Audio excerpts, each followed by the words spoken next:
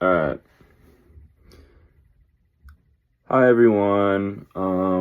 So if I were creating, a new wizarding school, in the U.S., I'm not really gonna copy Hogwarts system directly.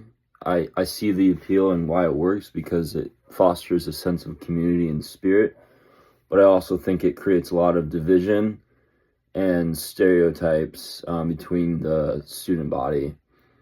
So rather than sorting students into permanent housing based on just traits, I'd create a more like flexible system.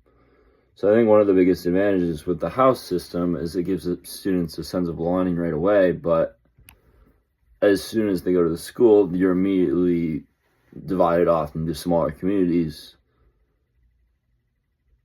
And according to Sims, houses similar to like clubs and organizations in the real world because it gives people shared identity and teamwork. And I think that's one of the reasons why people like the housing system so much. Similar to like Greek life, like fraternity, I think you can draw a lot of parallels to that. So yeah, it gives a sense of pride within the students, and it also feels more interconnected.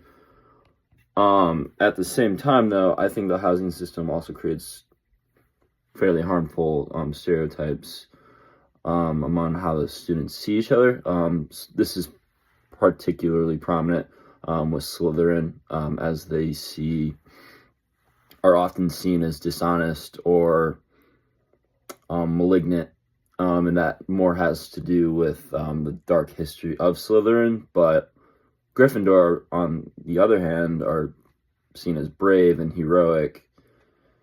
And while there's reasons behind that, I don't think it's fair to like blanket label entire group of people based on like a few different circumstances. So yeah, this kind of connects with what Art was talking about with social categorization. People are naturally going to group each other. And once these groups are created, stereotypes and biases can develop. And instead of judging people based on who they actually are and like their personality, we start judging them based on mass grouping and who they belong to or associate with.